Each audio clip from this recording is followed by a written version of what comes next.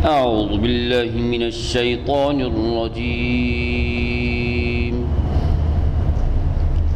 بسم الله الرحمن الرحيم.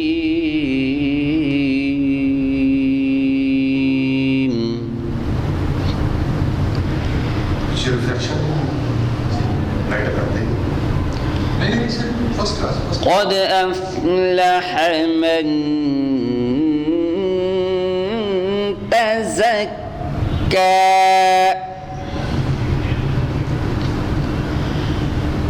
وذكر اسم ربه فصلى بل تؤثرون الحياة الدنيا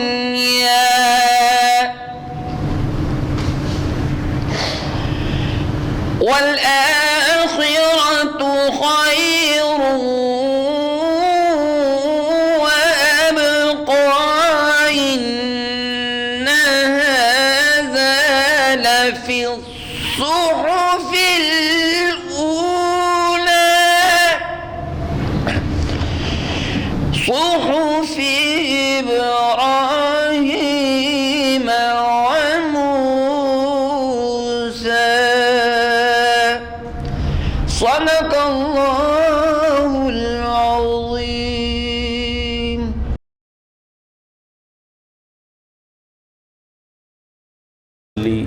ونسلم على رسوله الكريم.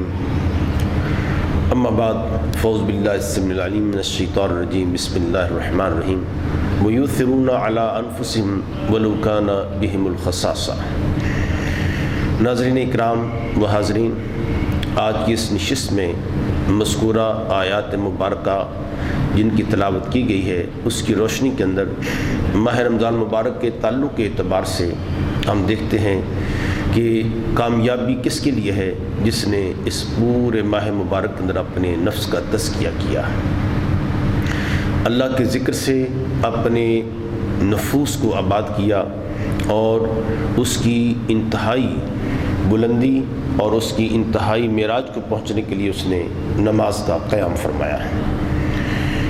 یہ وہ فکر ہے جو اس ماہ مقدس کے اندر اللہ جل شانہ ہمیں روزہ کے ذریعے سے تلقین فرماتا ہے۔ روزہ کے اندر بھوک ہے، افلاس ہے، پیاس ہے، شدت پیاس ہے، اور اس کے ساتھ ساتھ تمام حوائج نفس، خواہشات نفس، اس کی بے کنی کے لیے اپنے محرمات سے علیحدگی اختیار کرنا ہے۔ ناظرین اکرام، یہ وہ فکر ہے جو ہمارے لیے اس اعتراض کا شافی جواب ہے جس میں مسلمانوں پر بہت زیادہ اعتراض کیا جاتا ہے کہ اگر مسلمان اور مسلمانوں کا جو مذہب ہے وہ سچا ہے، اللہ تعالیٰ کی مدد کی شامل حال ہے، تو مسلمانوں کے اندر غربت کیوں ہے؟ مسلمان ممالک جو ہیں وہ غربت کی زندگی کیوں بسر کر رہے ہیں اور اپنی اس محنت شاقہ، دور دراز سفر اور یہاں پہ غریب الوطنی، مسافرت، بچوں سے دور رہ کر کس قدر وہ محنت شاقہ کے ساتھ دیار غیر کے اندر جا کر کماتے ہیں اور وہاں سے پھر مشقت کے ساتھ وہ واپس اپنے وطنوں کو پہنچتے ہیں۔ ناظرین اکرام، یہ بہت بڑا اعتراض یقیناً برمحل اور برحق ہے، لیکن ہم دیکھتے ہیں کہ انبیاء علیہ السلام کی پوری زندگی کا اگر جائزہ لیا جائے تو ہم دیکھتے ہیں کہ انبیاء علیہ السلام کی اکثریت نے ایک معتدل زندگی، ایک اعتدال پسند زندگی، اور جس میں مشقت ہے، جس میں ابتلا ہے، آزمائش ہے، اور تنہائی ہے، غریب الوطنی ہے، مسافرت ہے، ہجرت ہے، یعنی وہ تمام کے تمام امور جو ایک غریب آدمی کی زندگی کے ساتھ تعلق رکھتے ہیں وہ تمام کے تمام انبیاء علیہ السلام کی زندگی کے ساتھ وابستہ ہے۔ لہٰذا آج کے دور کے اندر ہم کہہ سکتے ہیں کہ دنیا کے اندر رول ماڈل کے طور پر بادشاہ بے شمار ہوئے۔ ان بادشاہوں کے ضمن میں ہم دیکھتے ہیں کہ کہتے ہیں کہ فلاں بادشاہ فلاں بادشاہ فلاں بادشاہ، لیکن کوئی وہ رول ماڈل نہیں ہے۔ آخرت کے لیے رول ماڈل جو ہے وہ پیغمبرانہ زندگی ہے، نبی اکرم صلی اللہ علیہ وسلم کو اللہ تعالیٰ کی ذات نے کس عالم کے اندر پیدا فرمایا، اور پھر آپ کو بنو سعد کی غریب دایا اس کے ہسپورٹ فرما دیا۔ آپ نے بکریاں چرائیں، آپ نے وہاں پہ مشکلات کی زندگی بسر کی۔ مقصد یہ تھا کہ کوئی دائرہ اسلام میں داخل ہونے والا غریب سے غریب آدمی یہ بات نہ کہہ سکے کہ میرے لیے ہمارے نبی کی زندگی وہ رول ماڈل نہیں ہو سکتی ہے۔ اللہ تعالیٰ کی ذات نے آپ کی پیدائش سے لے کر آخر تک آپ کی تمام زندگی کو ایک اسوہ حسنہ کے طور پر تعبیر فرمایا، اور اس میں تمام زندگی کے جتنے بھی پہلو ہو سکتے ہیں معاف کرنا، اور ان میں آپ کی بچپن کی زندگی ہے، جوانی ہے، ایک بادشاہ کی حیثیت سے، ایک بوڑھے کی حیثیت سے، ایک غلام کی، ایک تاجر کی حیثیت سے، ایک مزاربت اور مشارکت کے ساتھ سیدہ خدیجہ رضی اللہ تعالیٰ عنہ کے ایک مشارکت کاروباری کی حیثیت سے، جرنیل کی حیثیت سے، خامد کی حیثیت سے، باپ کی حیثیت سے، وہ تمام کے تمام پہلو اللہ تعالیٰ کی ذات نے رول ماڈل کے بنا کر رکھے ہوئے ہیں۔ دنیا کا کوئی شخص ایس جیسی تمام ہمہ جہت زندگی کو وہ رول ماڈل کے طور پر پیش نہیں کر سکا ہے۔ سیدنا عیسیٰ علیہ السلام کو دیکھتے ہیں تو انہوں نے شادی نہیں کی، وہ رول ماڈل کیسے بن سکتے ہیں؟ لہٰذا نبی اکرم صلی اللہ علیہ وسلم نے قدیم و جدید کا ایک حسین امتزاج انبیاء علیہ السلام کی تاریخ میں ہم دیکھتے ہیں، تو وہاں پہ بھی سیدنا سلیمان علیہ السلام وہ بادشاہ بھی ہیں، آپ علیہ السلام بادشاہانہ زندگی بسر کرتے ہیں، لیکن اس کے باوجود اپنے غریب امتی کا بہرحال خیال رکھتے ہیں۔ آج کے اس موضوع کا جو کرکس میں بیان کرنا چاہتا ہوں وہ یہ ہے کہ پیغمبروں کی تخلیق کا مقصد کیا ہے کہ اپنے دور کے پسے ہوئے لوگوں کو عزت و احترام کی زندگی عطا کر دینا۔ آئیے ہم اپنے بھائیوں کے لیے مواخات مدینہ ہمارے سامنے ہے، وہ مہاجر جو دین کی خاطر مدینہ منورہ میں تشریف فرما ہوئے، وہ کوئی معمولی آدمی نہیں تھے، تو اس میں سیدنا عمر رضی اللہ تعالیٰ عنہ اپنے قبیلے کے سربراہ ہیں، بنو عدی کے سربراہ ہیں، سیدنا ابوبکر صدیق بنو تمیم کے سربراہ ہیں، اس طرح سیدنا عثمان بن عفان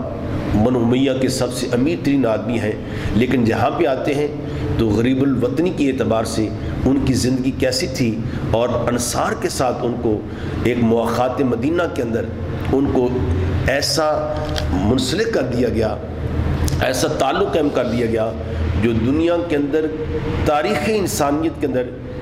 کوئی قوم، کوئی مذہب ایسی محبت کی مثال پیش نہیں کر سکتا ہے جو نبی اکرم صلی اللہ علیہ وسلم کے صحابہ اکرام نے آپس میں محبت، بھائی چارہ، رواداری اور ایک دوسرے کے ساتھ اپنی خواہشات کو دوسرے کی خواہشات کے لیے قربان کر دینے کا جذبہ وہ پیدا فرما دیا ہو۔ آئیے ماہ رمضان مبارک بھوک کے ذریعے سے ان ہمارے غریب لوگوں کی اس بھوک اور افراز کا احساس پیدا کرتا ہے۔ آپ کی یہ ماہ رمضان مبارک آپ کے دل کے اندر وہ پیاس کی شدت سے ان مسافروں اور ان غریبوں ان کا ایک جذبہ پیدا کر دیتا ہے۔ اس لیے نبی اکرم صلی اللہ علیہ وآلہ وسلم نے اس مہینہ کو مواسات، شہر المواسات کہا کہ ایک بھائی چارے کا مہینہ ہے، اور اس میں نبی اکرم صلی اللہ علیہ وسلم نے یہاں تک تاکید فرما دی کہ جو شخص کسی آدمی کو کھانا کھلاتا ہے، میں اپنے حوض کوثر سے اس کو اتنا پانی سیراب کروں گا کہ وہ کبھی اس کو محشر کی اس شدت کی اندر کبھی اس کو پیاس تک محسوس نہ ہوگی، میں اس کو اتنا رجا ڈالوں گا۔ غریب صحابہ کرام نے بھی عرض کیا، رسول اللہ امیر تو یہ ساری سبقت لے گئے، نیکیاں لے گئے، ہم کیا کریں گے؟ ہم تو خود بھوکے رہتے ہیں، دوسروں کو کھانا کیسے کھلا سکتے ہیں؟ سبحان اللہ، نبی اکرم صلی اللہ علیہ وسلم نے ان غریبوں کی دل جوئی کے لیے اور لوگوں کے دلوں کے اندر ایک شوق، مروت، رغبت اور ایک احساس پیدا کرنے کے لیے ان کے اندر بھی کہ وہ محرومی، احساس محرومی کا شکار نہ ہو جائیں، آپ فرمایا کہ غریب آدمی اگر ایک شربت کا گھونٹ اور مست اللبن ایک دودھ کا گھونٹ بھی پلا دیتا ہے، اور تمرن و تمرتین کھجور یا دو کھجوریں وہ بھی کھلا دیتا ہے، تو میں اس غریب آدمی کو اس ایثار کی برکت سے جتنا روزے دار کو نے ثواب اللہ تعالیٰ اس کو عطا فرمایا ہے، روزے دار کا ثواب اتنا ثواب اس غریب کو بھی عطا کر دیا جائے گا۔ آئیے اس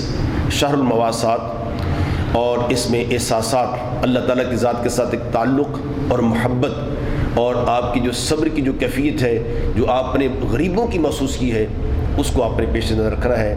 انشاءاللہ العزیز اس طرح کے آئندہ پروگرام ہمارے اس ویلفیئر فاؤنڈیشن کے وزیر کریم ویلفیئر فاؤنڈیشن کے تحت انشاءاللہ جاری رہیں گے۔ یہ ایک فلاح انسانیت اور فلاح انسانیت کے ساتھ ساتھ غریب پروری اور دوسروں کو بغیر کسی ان کی عزت نفس کو مجروح کرنے کے بغیر ان کے ساتھ ایک محبت اور وفاداری کہ یہ ان کا حق ہے، ہمارے اوپر یہ چیز واجب ہے، بائنڈنگ ہے کہ بغیر کسی ان کی طرح داری کے اور ان کی عزت نفس کو مجروح کیے بغیر اعزاز اور وقار کے ساتھ ان کو یہ پیش کی جائے، تاکہ اللہ تعالیٰ کی بارگاہ میں سرخروئی، الرضا، تسلیم، خوشنودی پروردگار عالم کی کس چیز کی ہے کہ پروردگار عالم آپ کو کس اعتبار سے اپنے رحمت پر خزانوں سے بغیر کسی آپ کی عزت نفس کو مجروح کیے آپ کو کیسے عطا کر رہا ہے، آپ کو وقار سے عطا کر رہا ہے۔ لہٰذا یہ آپ کی ہمارے اوپر کہ احسن انداز کے ساتھ ہم کیسے نیکی کر سکتے ہیں۔